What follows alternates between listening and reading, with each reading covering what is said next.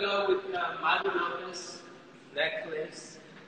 We are really amazed by this piece. We have received also a lot of comments. Mario Lopez, and this piece is titled Acaba de Comenzar. Yeah. You know, this piece is so deceptive because when you look at it, what you see is almost like a curio, like a chachara, or a, you know, kind of a souvenir item, a touristy kind of souvenir item that you might buy, with seemingly a kind of easily fetishized or objectified woman's body, the aesthetic of this piece. But then something is unusual or strange about it: the size of the pendant, the fabric on which it's hung, also the way in which it's displayed. But then the idea behind it, the history behind it, is what's so radical. And what it speaks to is the history of a perreo combativo in Puerto Rico during the LGBTQ students' demonstration of July 24th. And perrear, do you want to explain, Francisco, what perrear means in Spanish? Yeah, perrear means, perreo is the dirty dancing of reggaeton music, mostly. Yes. Sexual, sensual dancing of reggaeton music. Yes, and you know, this artistic kind of appropriation or reclaiming of perrear has become a movement across the different levels of art, from the commercial down to, you know, the kind of ephemeral to the like visual art spaces. Like here, of course, it's displayed in a local community gallery on the border, but even we can see the reggaeton artist Bad Bunny has just released not too long ago a video in which he stood in radical solidarity with the LGBTQ community, and specific the trans community, in presenting himself in all drag in the video, and actually having full breasts, you know, with like latex, being in full almost like trans you know, body kind of disguise, and throughout the video. Often in the Caribbean cultures, in the world of reggaeton, of reggae, there is, as in other places, you know, in other contexts, a very strong homophobia and a strong tradition of transphobia. So him speaking directly against that goes along with this kind of line. It's in solidarity with artists, visual artists who are doing this kind of work.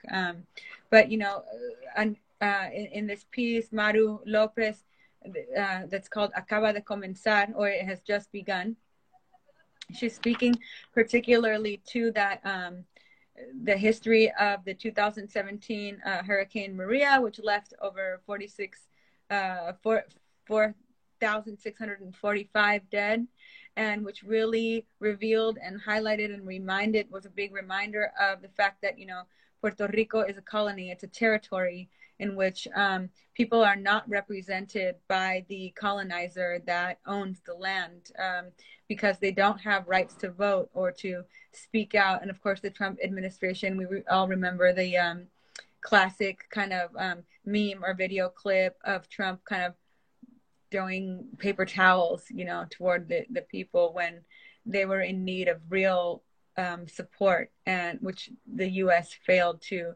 provide. But this perreo combativo, you know, the LGBT community, TQ community, really stood up and took matters into their own hands, with thousands of people flooding the streets in like sweltering heat in the summer. The hot Puerto Rican summer. So the piece itself is based on a beautiful photograph by Puerto Rican photographer Daniela Romero, who documented many of these protests. So to also take it in all of these different layers of representation, layers of interpretation, or layers of representation of this of this demonstration, and then to take it from the kind of visual arts, from the gallery to the commercial to, you know, to pop music. It's really important to continue this iteration, branching it out into so many different iterations, and expanding the audiences which have access. This year we also received this piece by Stephanie Dumer from New York. And for that piece, Andy, my colleague here, is going to be sharing a little bit about what he saw, because he worked with the artist for a little bit. They were working together in New York, and he was in the process of this piece. Yeah.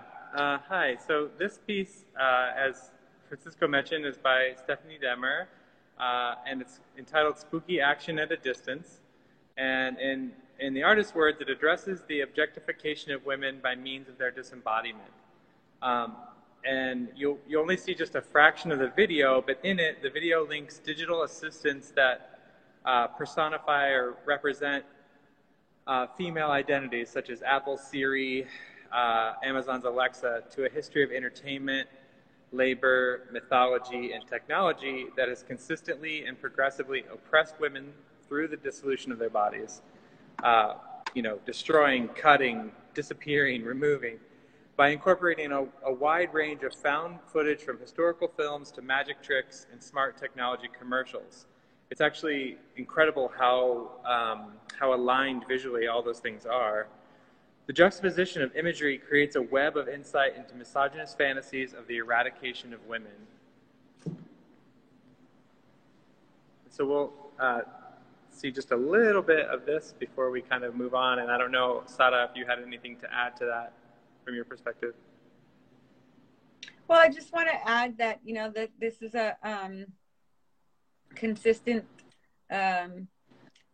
point or theme throughout the exhibition, the disembodiment of women, right? If we think about Angelica Omaña's piece, and we think about Yolanda Lopez's photographs, the way the piece, Chris, is by Stephanie Dummer. Is that how you pronounce her last name? Dummer or Dummer?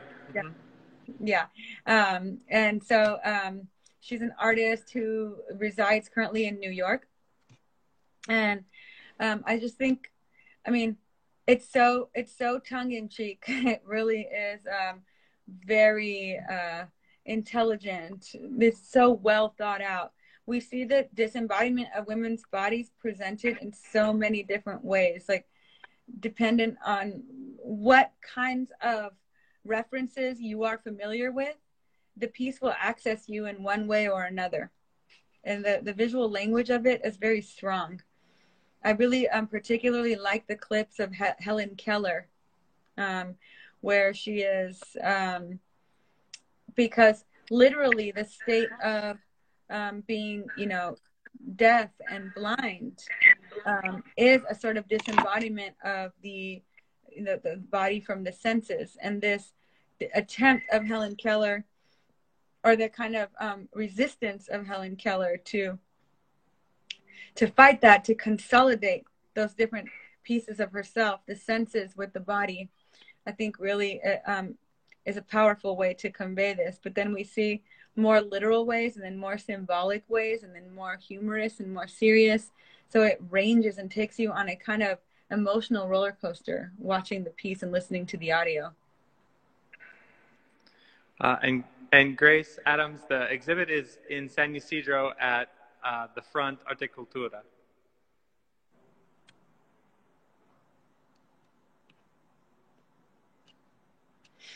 Okay, so moving on.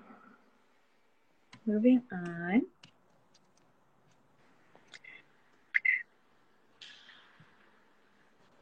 Here we have a series of women's portraits. Women's portraits by Daphne Guzman. Yeah.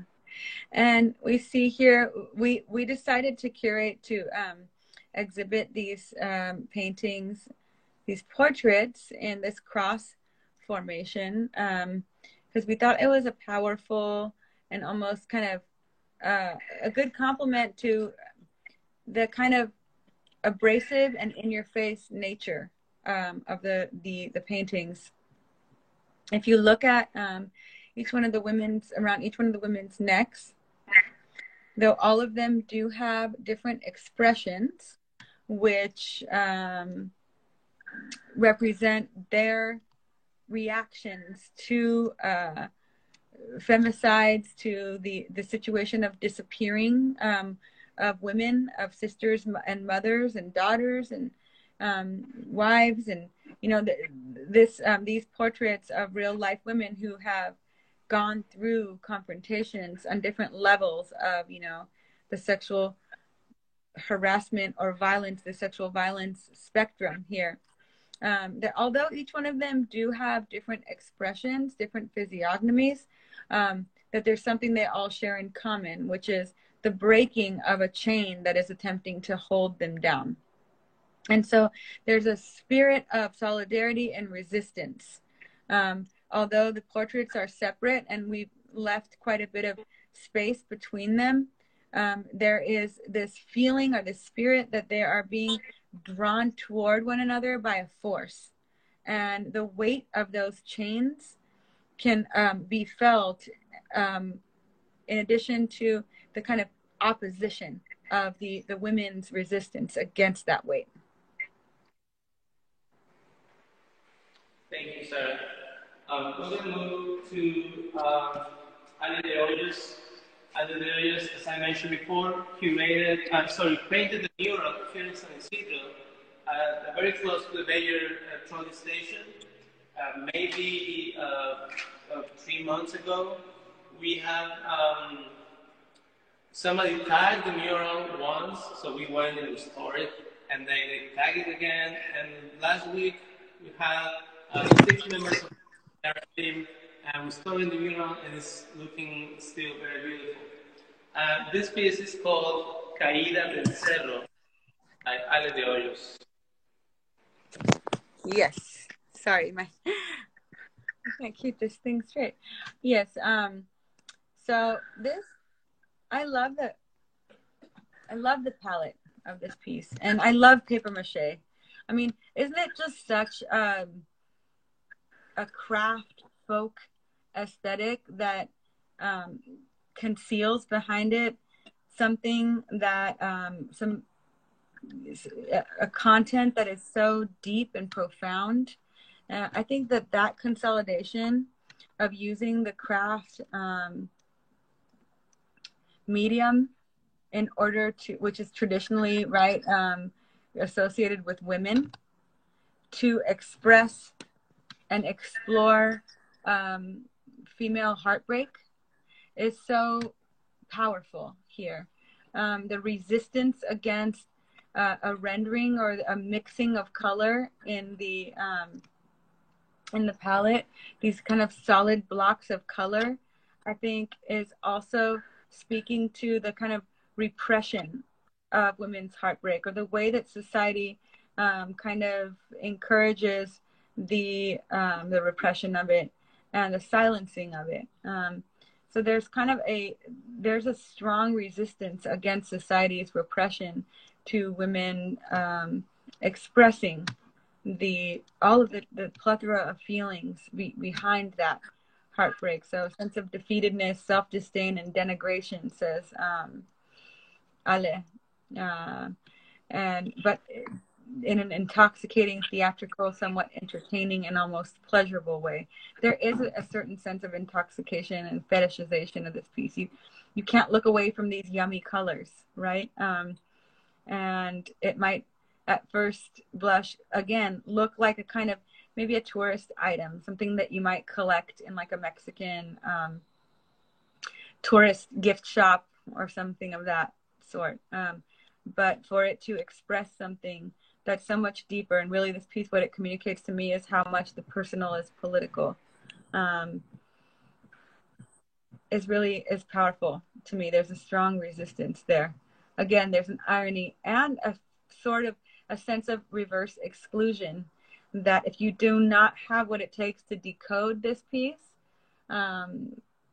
this multimedia kind of painting, paper mache, 3D object, this 2D, 3D kind of negotiation that it might deceive you. Thank you. Here we have Her Sister by Tara Seppiger. These are life-size realistic paintings representing women, political activists, and women working in the arts who are partially masked. And I think this is also an interesting coincidence on how, I mean, we are all partially masked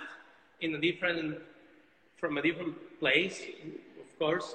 And what Tara tries to represent here is how this masking, it's kind of representing the parts from these women who cannot easily share with the world. So most of the painters have their eyes covered, meaning that this vision, this way of looking at life, cannot be shared easily with us men and with society. And I can tell you, it feels very, you can feel the desperation of having the mask in your head as we all have now when we have to go outside. Absolutely. I think also, again, speaking to the idea of disembodiment, right? This parallels the Helen Keller reference in Stephanie's video really interestingly, and that kind of disembodiment of the senses and the covering of a certain part of the body and the revealing other parts in some of the other artworks in the show, including Yolanda Lopez's. But if we look here at the actual subjects that are being represented, this piece is radical in that it is a white female artist recognizing women of color art interlocutors, local women of color art interlocutors who do not take a kind of neutral, apolitical stance. Here we have Dinah Polnitz, who's highly active in the Democratic parties, actually kind of like the Democratic clubs of San Diego, and has been for some time quietly doing this work in parallel alongside with her art interlocutor practice as this radical political praxis.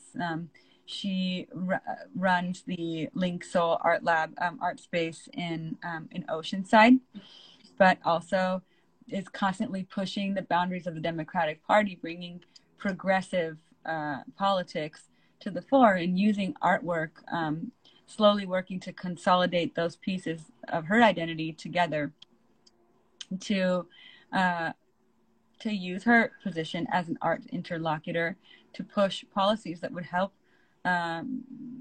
create a stronger voice for women of color in the region.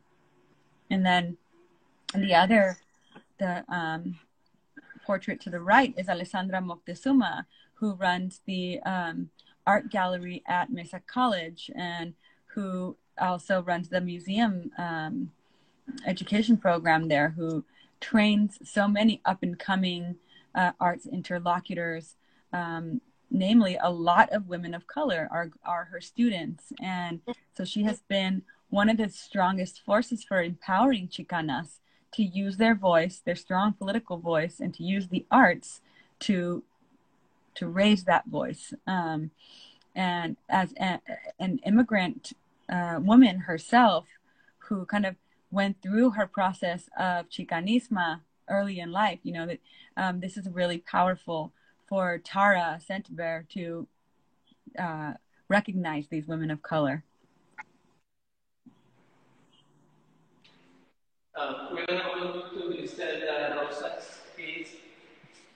Griselda has had a lot of, she's been very present in San Diego in the last months, having solo exhibitions, being the artist residence at Bread and Salt, and just being part of a lot of group exhibitions. This piece is embroidery over paper and textiles, watercolor, and collage. And Tijuana, being from Tijuana and San Diego, and Grisela, being from Tijuana and San Diego, explores themes of cultural hybridity related to identity. This, in particular, we can see that she is also exploring colonialism with some colonial symbols like the horse, like European figures. In this binational territory, very colorful, very powerful pieces when you see them here face to face. Very detailed. Yes. I think there's such a beautiful collective voice that's conjured out of these traditionally and stereotypically kind of female aesthetics or craft practices, right? Folk art or craft art kind of techniques of embroidery, of ceramic, of paper mache. You know, if we look at these three pieces together, Nubia Velázquez, Griselda Rosas, and Ale de Hoyos, it's we can see that kind of material insurgency underway in their work. And we chose these pieces and these artists very carefully. The artworks being presented as fine art objects and craft objects at the same time, or using a craft kind of technique, really reveals or speaks to and kind of conceals in a way also the insurgency of women, that it happens on both an independent individual level for specific messages, political messages that it is that they want to convey in their work, as well as this powerful collective voice that when these pieces come together and are configured in a space, that spirit is really conjured through and from the material.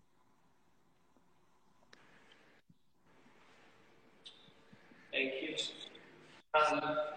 Here we have Alida Cervantes' piece. It's a huge piece, a huge installation on a, how are these things called? Palette. On a palette, yes. Palette. Yeah. I mean, I think the ready-made aspect of this piece, this painting here, is what kind of really sets the scene for us to be able to enter, right? And then we are immediately repelled upon wanting to enter, because there's a almost repulsive aesthetic. There's an abject quality to this artwork, to the expression on this woman's face. Alida Cervantes is an artist who resides in San Diego and whose practice happens in Tijuana, whose studio is in Tijuana, right there in the kind of downtown central area. And so to use this found object on which to paint a portrait that is almost this parody of these like Goya-esque, of Goya's, the Spaniard painter Goya's portraits of the most powerful women in Madrid, is really speaking truth to power in a way that Alida Cervantes, growing up in a well-to-do upper-class family in Tijuana, is really using that position of her particular class position and privilege to stage an insurgency, speaking back to the kind of high arts, always to find a place even in her kind of upper class subjectivity, where she is the colonized, where she is part of the kind of working class or the lower class, in historically speaking, as a Mexican subject in the art history of aesthetic, and so ugly on purpose. Thank you, Sarah. We are very close to finishing this tour. We have 3 more artists and 3 more live pieces, and we have 10 minutes, so I think we have the perfect time to do this. This is Jill Marie Hosling, Desbordando el Borde, or Transposing the Border. Yeah. I mean, this performance, the video that documents it, really speaks for itself. These kinds of, this kind of literal questioning of the border by actually traversing it, being an artist and also placing herself on the physical site of the border and crossing it, and showing the kind of irony and the absurdity of the fact that the border begins and ends in certain places, kind of arbitrarily, and these interruptions of the fence, and then the stark kind of uneven development that we can see in the zoom out when she zooms out there in the video is really, and the contrast between how tiny and insignificant her body is and against the landscape, kind of really just gives the viewer's eye so much with which to do with this this video of traversing the border.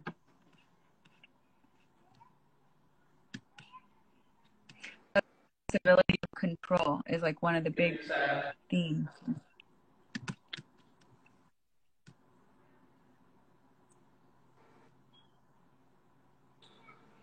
Thank you. We're going to go to Claudia Moreno's piece, and I'm going to actually move this piece and use it as the public is supposed to.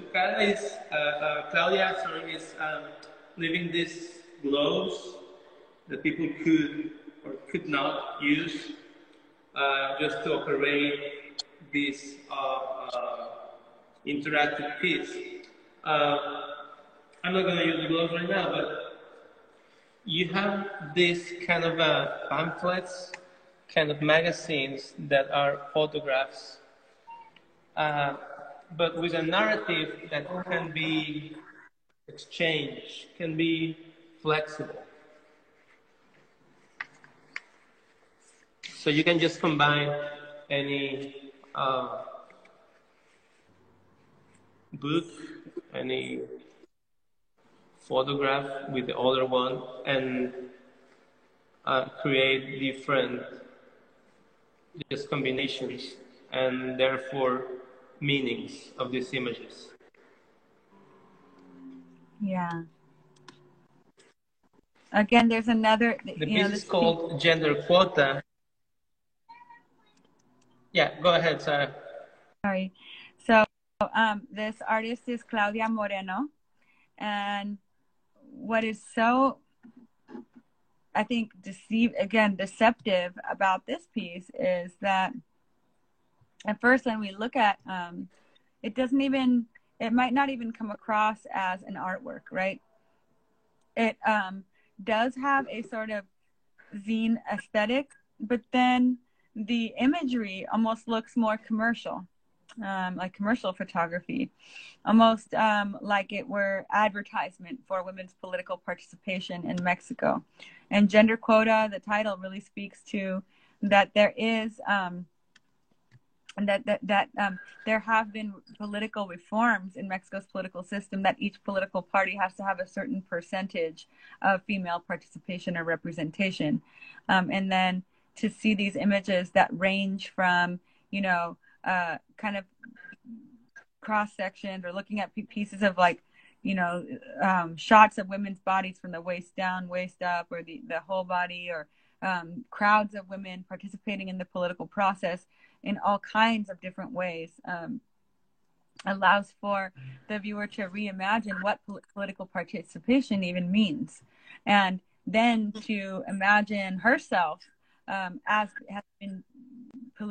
having been politically active, even if maybe that wasn't something that she for. So I think that that's what the true power of this piece lies. I think the fact that there can be such audience participation, viewer participation, to take to appropriate, to reclaim, to take the material into your own hands literally and reconfigure it, and that you can choose to use or not use the gloves, is kind of this layer of agency that is added to how specifically, female identifying viewers would like to interact with the piece, and how intimately or closely they would like to, and how much kind of a barrier they want in between. Really interesting in the context of COVID as well. Thank you so much. So let's go. This is the last piece of the exhibition by Nubia Velasquez, Woman Who Protects with Fire That Does Not Go Out. Yeah, Mujer que protege con un fuego que no se apaga.